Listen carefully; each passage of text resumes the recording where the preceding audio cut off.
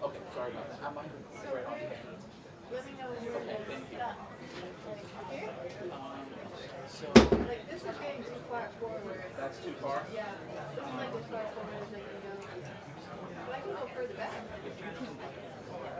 That's good. If you can do that. Yeah. Is that okay? Yeah. Okay. Does Thank that you. work for you? Thank you. Thank you. Does that work? Yep. I just didn't know if you were going to be so. Okay, so I'll make sure when she talks, I'll get way back too. Thanks for that. I appreciate it.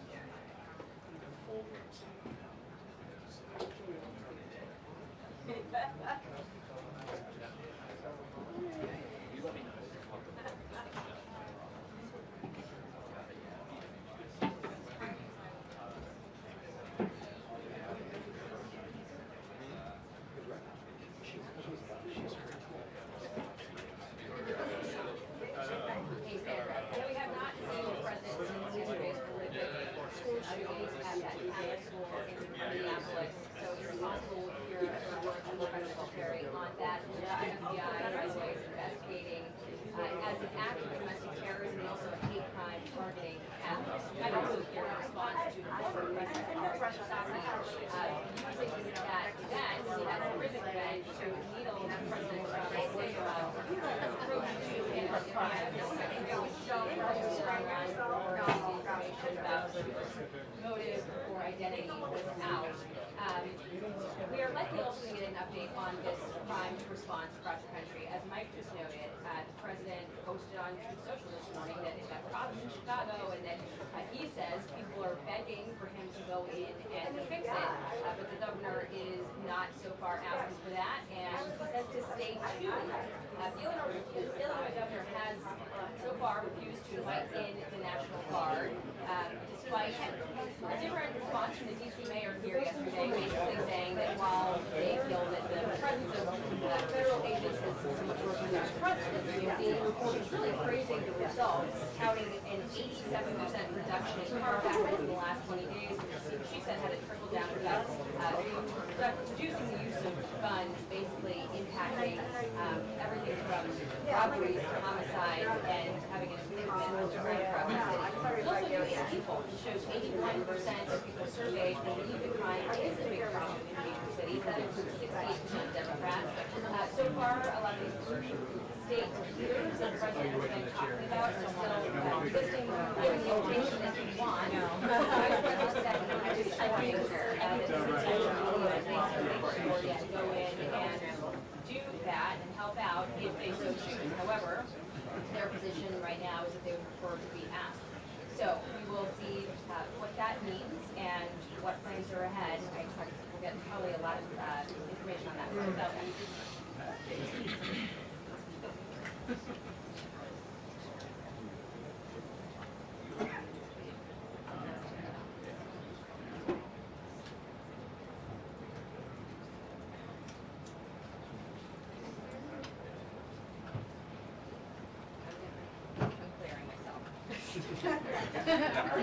You're going to clear yourself too. Tell him. Support that. Gotta go. You know who's in charge here. Show control of his boss.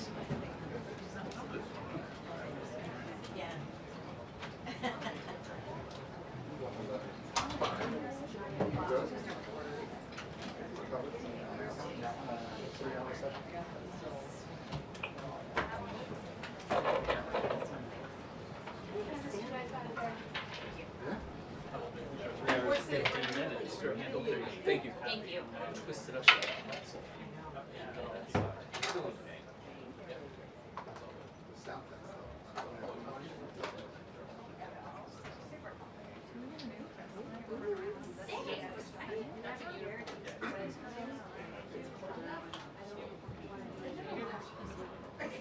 I'm doing the summer booth.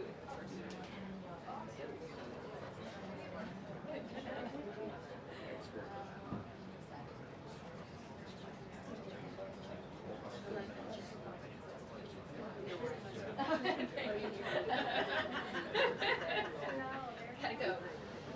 It is what it is.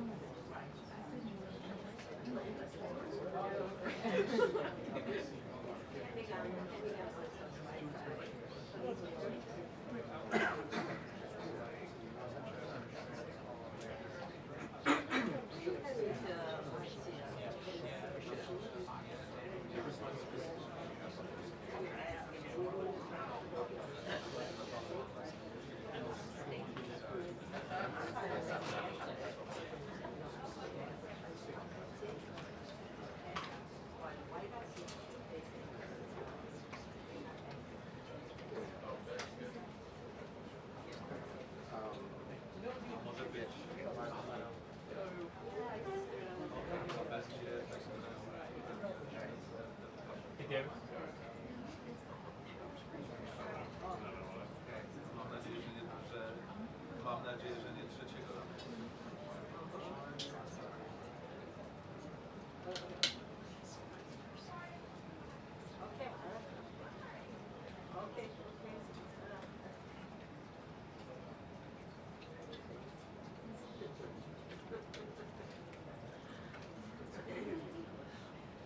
Dlaczego? A co jest do tego?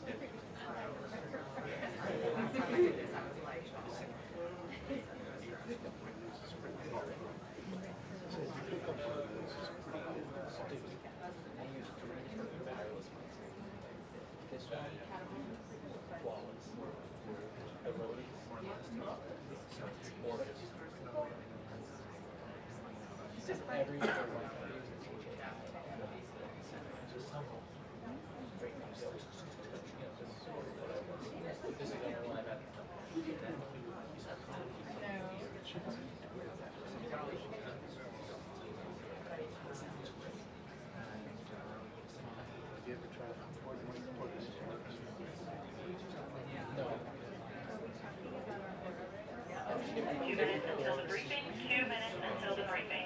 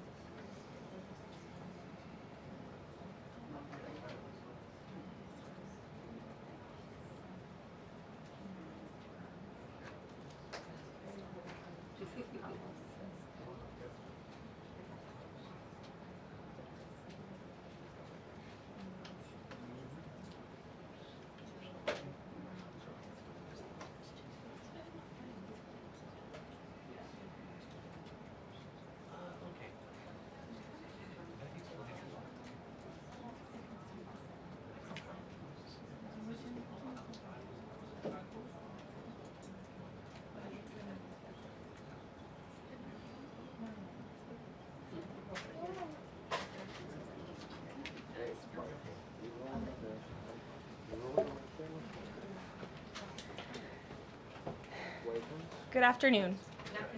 Good to see all of you.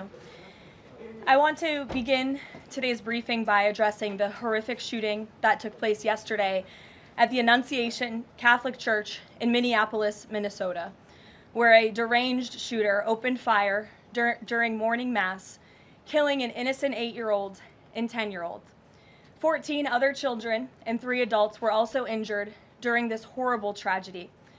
This was the first morning mass of the school year for these beautiful, innocent children, and this sacred religious service was desecrated by an evil monster. We are all eternally grateful to the heroic law enforcement officers and first responders whose courage and swift response aided all of those impacted by this horrible tragedy. As Director Kash Patel confirmed yesterday, the FBI is currently investigating this shooting as an act of domestic terrorism and a hate crime targeting Catholics. President Trump signed a proclamation yesterday following his call with the governor of Minnesota, Tim Walz, acknowledging the victims and their families and directing flags to be flown at half-mast. President Trump and the First Lady encouraged the entire nation to join all of us in praying for the victims and their families as they face unimaginable grief and loss. The White House and the FBI will continue to provide further updates as they become available. I also have a quick scheduling announcement for you today. The President will travel to New York City on September 22nd to address the United Nations General Assembly on Tuesday, September 23rd. On another matter, as Americans make their Labor Day weekend travel plans, they will be able to enjoy 5-year low gas prices thanks to President Trump fully unleashing American energy dominance. President Trump ended Joe Biden's Green New Scam policies and is delivering on his promise to make America affordable again. These savings at the pump are giving everyday American families more room in their budgets at the end of each month, which is the exact opposite of what we saw under the previous administration. And as we commemorate Labor Day this year, we finally have a president who fights and delivers for the American worker every single day. President Trump believes that American workers are the heart and soul of our economy and our national identity, which is why he's championed an agenda that puts them first always. For decades, the hardworking men and women of our country who built the greatest nation in world history were sold out by selfish, greedy, short-sighted globalists who put our country on a path to economic and cultural ruin. They hollowed out our factories and towns and betrayed the American working class by shipping jobs overseas and importing millions of low-wage migrants to replace American workers. Under President Trump, this national disgrace is over. American workers are, once again, being put at the center of national trade policy, and the dignity of American labor is being defended. As a result, President Trump has already brought in nearly $10 trillion in new private and foreign investments so that the top businesses in the world can create high-paying jobs in America and hire American workers to fill them. In fact, since President Trump took office, the economy has added more than 500,000 new jobs to the workforce. In a stark reversal from the Biden administration, all of that job creation has been driven by private sector growth, and all employment gains have gone to native-born Americans. Wages for blue-collar workers are now rising at the fastest rate in the past 60 years. And the average American worker has already seen a $500 wage increase this year alone. Thanks to the largest middle tax cuts ever signed into law by President Trump, with no tax on tips, no tax on overtime, no tax on Social Security, Americans in all 50 states will keep more of their hard-earned money. The average American taxpayer will see a tax cut of nearly $4,000 because of these pro-growth provisions, according to analysis from the Nonpartisan Tax Foundation. In other news, President Trump continues to deliver on his promise to restore law and order to our nation's capital. Since President Trump's intervention, there have been more than 1,283 arrests right here in the District of Columbia. Total crime in D.C. is down 19%, and violent crime is down 30%. Carjackings in the district are down 67%. Homicides are down 57%. Robberies are down 40%. Motor vehicle thefts are down 32%. And assaults with dangerous weapons are down 23%. And property crime is down 18%. These numbers prove the president's bold actions to make D.C. safe and beautiful again are working, just like he said they would. And that's why on Monday, the president took additional action to sign an executive order taking steps to ensure that cashless bail in Washington, D.C. is eliminated. For too long, D.C.'s reckless cashless bail policies have allowed dangerous criminals to be quickly released, which endangers everyone who lives in and visits our wonderful capital. No cash bail has also foolishly forced law enforcement to repeatedly arrest the same offenders over and over again, only for them to be released back into our nation's capital. This is the definition of insanity, and the president is seeking to end it. He also signed a separate executive order addressing the crime emergency in D.C. by instructing the National Park Service to hire additional United States Park Police officers to support public safety, and directing the U.S. Attorney's Office for D.C. to hire additional prosecutors to focus solely on violent and property crimes. So while liberal Democrats across the country continue to double down on their failed soft-on-crime approach, the American people, including local D.C. leadership, business owners, and residents, are rallying behind President Trump's crime crackdown. According to new polling, 81% of Americans say crime is a major problem in large cities across the country. And a clear majority of Americans believe the president's actions are justified and necessary to reduce crime in these cities. Indu Bhatia, who runs a liquor store a half mile from the White House here just down the street, is one of those Americans who are grateful for President Trump's public safety push. Indu recently told the New York Post that her store was robbed so many times that they had to spend exorbitant sums of money on security, jeopardizing her family's financial future. But thanks to President Trump's strong action, Indu said, quote, "All of my employees, including me, we feel much safer, and even our customers feel really happy when they walk into our store. And just yesterday, Washington, D.C. Mayor Muriel Bowser credited President Trump for surging federal law enforcement personnel and said neighborhoods, quote, feel and are much safer. We thank Mayor Bowser for her cooperation and her willingness to help us make D.C. safe and beautiful. This entire effort has vindicated what President Trump and law and order advocates have been saying for years, and this is our message to Americans in Democrat-run cities nationwide. Decline is a choice. You don't have to live in constant fear of being robbed, raped, or murdered. Your leaders are lying to you, and they have been failing you for decades. The President Trump approach of upholding law and order by letting our brave men and women in blue actually do their jobs to aggressively fight crime works. In just a few weeks, President Trump has done more for D.C. residents than Democrats did in 50 years. And this can be replicated in other crime-ridden cities across the nation. As President Trump has said, all of these elected officials in charge have to do is pick up the phone and ask for the president and the federal government's help. President Trump doesn't care if they are a Republican or a Democrat leader. He wants Americans to be safe and for every law-abiding American citizen across the country to be able to thrive in their city and in their community. With that, I'll take questions. Here in our new media seat today, we have social media influencer, content creator, Brandon Tatum. Brandon, thank you so much for joining us today. Why don't you kick us off? Well, Karoline, thank you so much for having me. I really appreciate it. And on behalf of everybody that follow me, the millions of people that follow me, I want to say thank you for making a sacrifice and dealing with some of the most disingenuous people on planet Earth at times. I have two questions. The first question is associated with the shooting that occurred the other day. And I want to ask the question of, we know that it's not a gun thing. Any rational person knows it's not a gun thing. We know it's a mental health issue. So I want to know from you, what is President Trump and the White House going to do to address mental health issues around the country associated with these shootings? And the second thing is Chicago.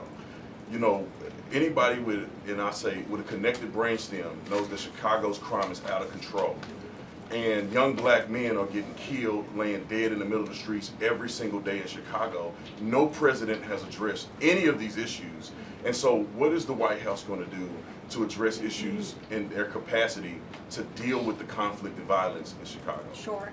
Well, to your first question about this shooting in Minnesota, right now, the administration is focused on helping the people of Minnesota. It's been less than a day, of course, since this tragedy happened. We have federal law enforcement on the ground assisting local law enforcement.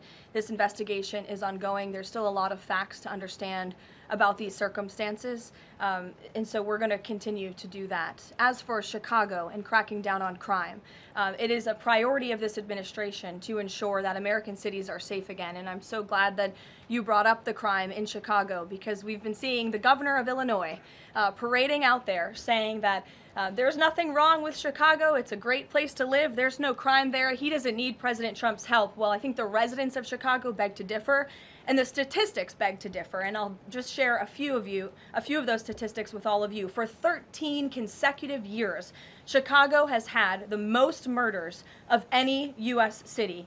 This is J.B. Pritzker's legacy, by the way. For 7 consecutive years, Chicago has had the highest murder rate among U.S. cities with more than 1 million people.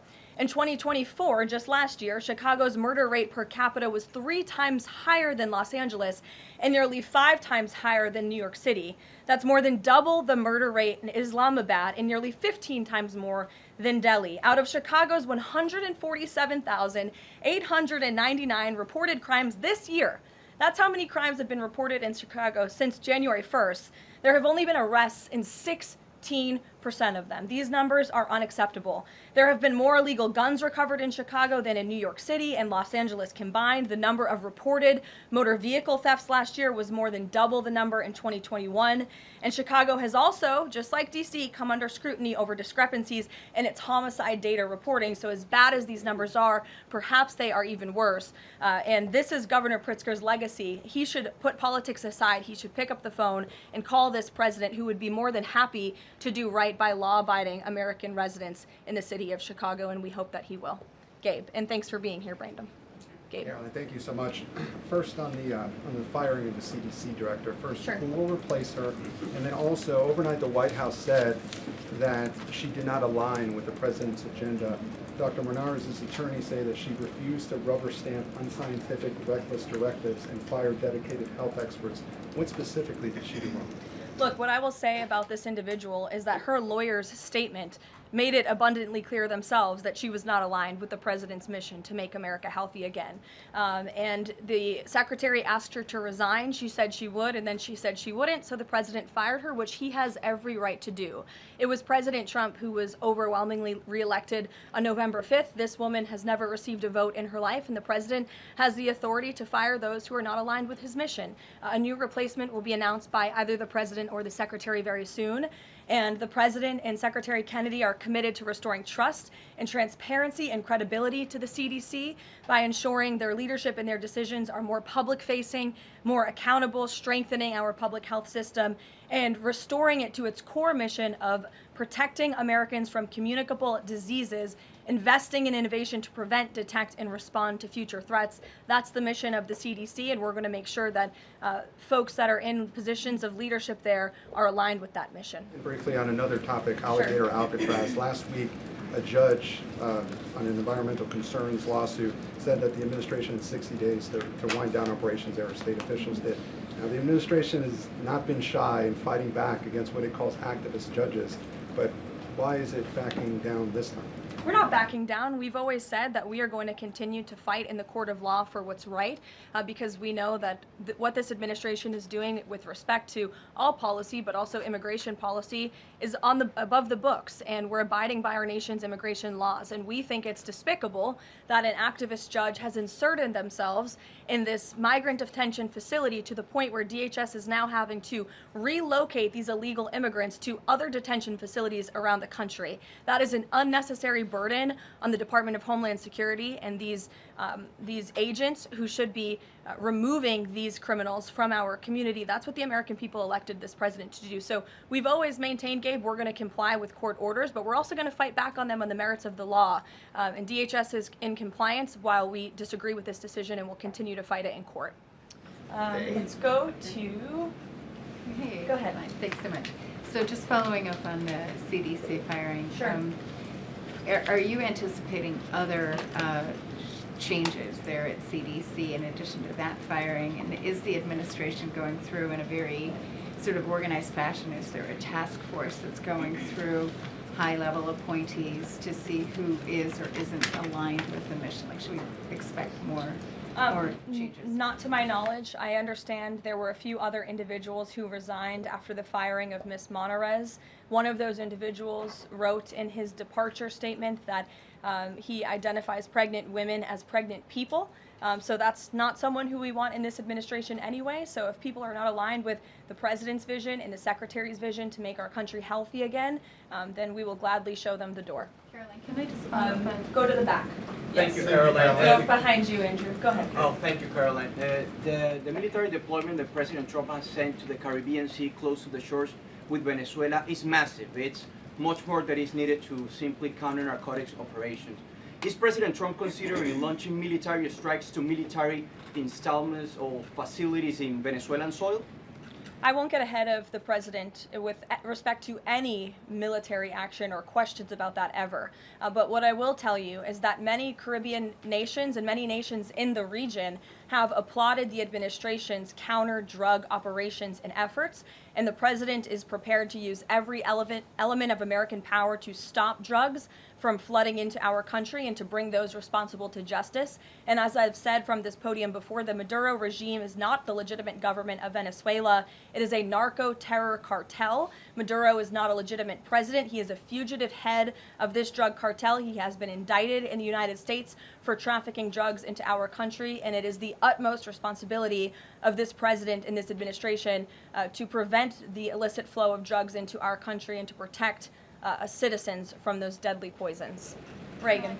Thanks, Caroline. I have two questions for you. Sure. Democrats, including former White House Press Secretary Jen Psaki and Minneapolis Mayor Jacob Frey, attacked prayer and pushed gun control in the aftermath of yesterday's shooting. What's the White House's response to their comments? Yes, I saw the comments of my predecessor, Ms. Psaki, and frankly, I think they're incredibly insensitive and disrespectful to the tens of millions of Americans of faith across this country who believe in the power of prayer, who believe that prayer works, and who believe that in a time of mourning like this, when beautiful young children were killed while praying in a church, it's utterly disrespectful to deride the power of prayer in this country, and it's disrespectful to the millions of Americans of faith. And I would encourage Ms. Psaki to pray for these families themselves, who need it right now more than ever. My second question for you is that there have been media outlets who have glazed over the fact that the shooter was confused in their gender identity. Does the administration believe that this element needs to be investigated in the shooting? All of the elements are being investigated in the shooting, absolutely. Which is why part of the reason the FBI director came out and immediately confirmed that facet of the investigation. John. Thanks a lot, Karoline. Two questions on two separate issues. First of all, the drone and missile strikes that took place overnight in Ukraine. General Keith Kellogg, the president's special envoy, has described these attacks as egregious. Do you agree with that description, and do you view President Putin as an impediment to getting peace between these two countries? Well, it's not about if I agree, it's about what the president thinks, and I know what the president thinks because I talked to him about this. He was not happy about this news, but he was also not surprised.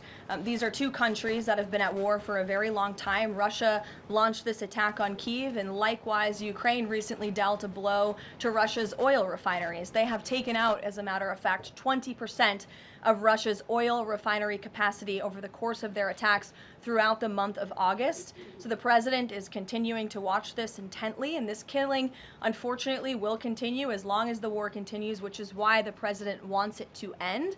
And that's why he's worked harder than anyone to end this war, which would have never started if he were president, but perhaps both sides of this war are not ready to end it themselves. The president wants it to end, but the leaders of these two countries need it to end and want it to end, must want it to end as well. And I think the president will make some additional statements on this later. My second question has to do with, Carrie. I just had one more, if I may. It has to do with the president's intention to remove Lisa Cook as a member of the Federal Reserve Board. He is going or acting upon allegations that have been made by Trump administration official Bill Pulte. These are just allegations. She hasn't been convicted yet of any crime. Is the administration opposed to allowing Ms. Cook to have due process, to challenge what has been alleged against her? I believe she is challenging it. I believe she just filed a lawsuit today, and Mr. Pulte has deferred those allegations over to the Department of Justice to investigate them. What I will say is that you had these mortgage receipts very clearly shown to the president, and he has the cause that he needs to fire this individual. He laid it out in the letter that he provided to her and to the public as well. And so we'll continue to fight this battle. Carrie. Hi, Caroline. So the president just announced that he wants to have a convention right before the midterms next year. The DNC has countered that they too want to have a convention right before the midterms as well.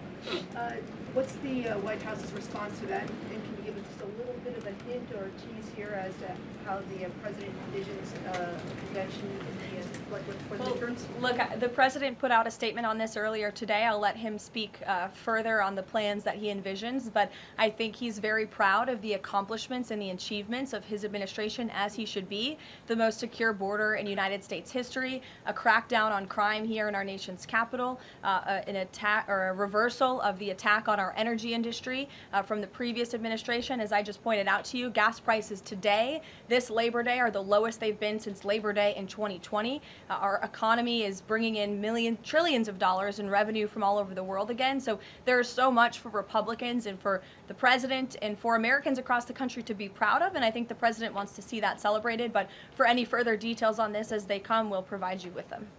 Iris. Thank you, Caroline. Two questions on the shooting. What's the administration's message to some concerned parents across the country who might be now worried about their kids' safety in light of the latest incident? We completely and totally understand the concerns of parents across the country. This tragedy it's heartbreaking. As a parent myself, there are no words to describe just the the heartbreak that these families must be enduring, which is why the President and the First Lady have encouraged everyone to continue to pray for these families and these victims. And it's why this administration is focused on removing public safety threats from our communities. And in fact, I can share with all of you that last night in Washington, D.C., when arrests were being made, there was an arrest of a juvenile right here in D.C. in Ward 7 for threats to kidnap and injure, receiving stolen property, possession of a large capacity feeding device, unlawful possession of firearms and ammunition. A search warrant was executed, 7 firearms were recovered, and the juvenile was arrested after an investigation was initiated based on social media posts allegedly threatening violence towards a school.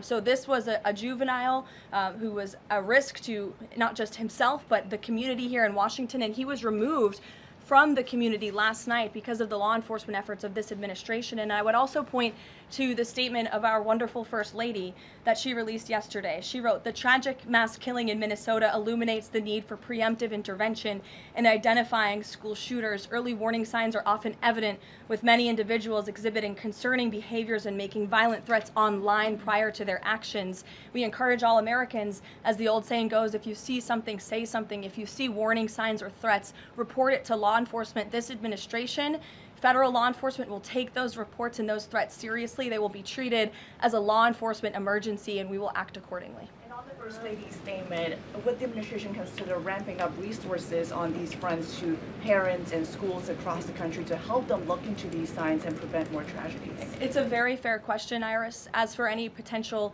future policy decisions or funding questions, it's just been over 24 hours since this tragedy occurred. Right now we're focused on the FBI and their investigation and uncovering all the facts, and we'll leave those very important policy discussions to another day. Thank you. Go ahead. Megan. I had a question about the Lisa Cook lawsuit that you mentioned. Sure. Does the president plan to wait until that lawsuit is resolved to appoint her replacement? I will leave that to the president to make that decision in that announcement himself. Brian. Thank you, Caroline. 2 questions. Bouncing off the CDC situation at CDC. I'm curious if administration officials are pushing back on the president's agenda, privately, publicly, however, should they fear to lose their jobs going forward? Look, I think if you're doing your job well, and if you are executing on the vision and the promises that the president made to the public who elected him back to this office, then you should have no fear about your job. Just do your job. That's what this president wants to see. He wants to see people solving problems. He wants to see the people who have the privilege of serving the American taxpayer and the federal government abiding by the wishes of the American taxpayers who overwhelmingly reelected him in this cabinet to make America great again, or in this case, make America healthy again. On the Intel deal, where the U.S. got a stake in that company, there's two things I want to ask about that. The first is, what did the U.S. get back in return for that deal? And the second thing is, what are the future plans for giving any form of money to another company? It could be through the CHIPS Act, like this deal, or some other form of funds. What are the plans there by this White House administration? Well, look, as you know, Brian, very well, because you cover it often, the Intel deal is still being ironed out by the Department of Commerce. The T's are still being crossed, the I's are still being dotted. It's very much still under discussion. But the president's thinking, I can share with you, is certainly to ensure that the United States government is making our country wealthy again and is benefiting from some of these deals. And it's a creative solution. I know it's outside the box thinking, which is uncommon in this city, but it's something that he proposed and something that the Secretary of Commerce is working on putting into action. Mary. Thanks, Caroline. I have a couple questions on the shooting yesterday. The first one, this is the second shooting involving a trans-identifying shooter who specifically targeted Christians and Catholic kids.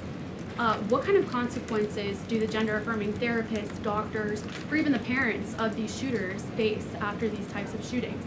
Well, as for the parents and potential therapists in this case, again, all of that is still currently being investigated by the FBI. I know the Secretary of Health and Human Services this morning said that HHS is investigating perhaps links between some of these drugs and these prescription drugs that some of these minors may be taking and an increase in violence. And obviously we have mental health problems in this country that this administration and Secretary Kennedy will continue to speak out about in the work that we're doing to solve it. it. Thank you. And just to follow up, I've seen a lot of calls for action, among these lawmakers saying that we shouldn't just be praying. One that I've seen on the right, actually, is calls for the FBI to institute a new class of domestic terrorism that involves trans ideology. Is that something that the administration would support? I would have to check with the appropriate people on that. Daniel. Thank you, Caroline. We saw some new revised economic data come out today showing the U.S. economy moved at a 3.3% clip, largely buoyed by a surge in capex. What's the White House reaction to this, and is this sort of the president's vision beginning to come to life after the Big Beautiful Bill was passed in July? Yes, I mean, look, we did say that once the Big Beautiful Bill was signed into law, we're going to see the effects of this massive pro-growth piece of legislation.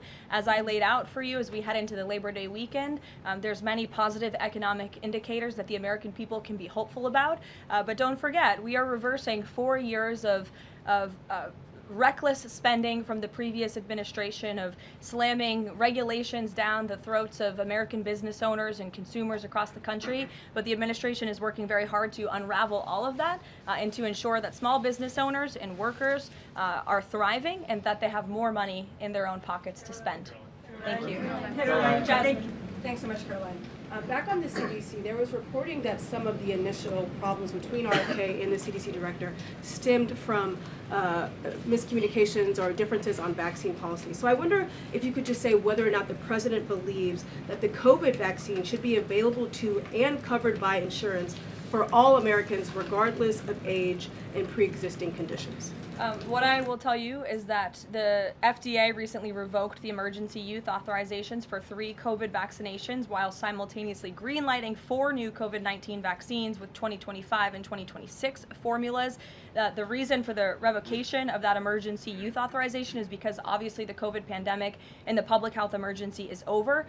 But just to correct the record, because there's been a lot of misinformation on this, the FDA's decision does not affect the availability of COVID vaccines for Americans who want them. We believe in individual choice. That's a promise both the president and the secretary have made, and it's a promise they have now delivered on. Question, if I could, Caroline. Question, if I could. Sorry.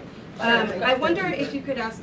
I wonder if you could answer why the president hasn't acknowledged the shooting at CDC headquarters that took place earlier in August, where a police officer was killed, and it was reported that the motivation for the shooting was somebody who was really unhappy with the effects of the COVID vaccine.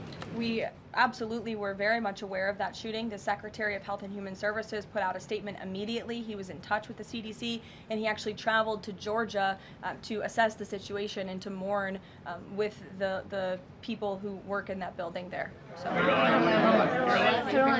ahead. With respect to Labor Day, one of the most underrepresented groups right now are police officers. 30,000 police officers short in America right now.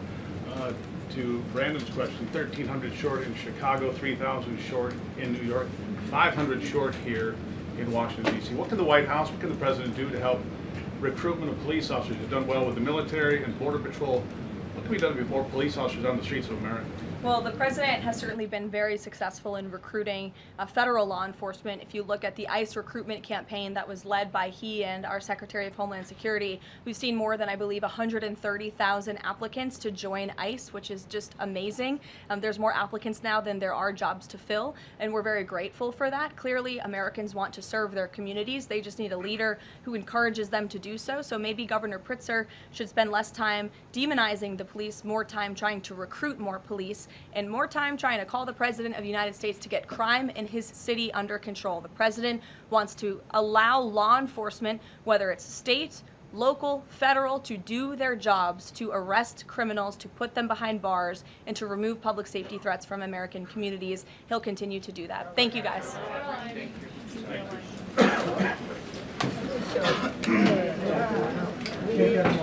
How many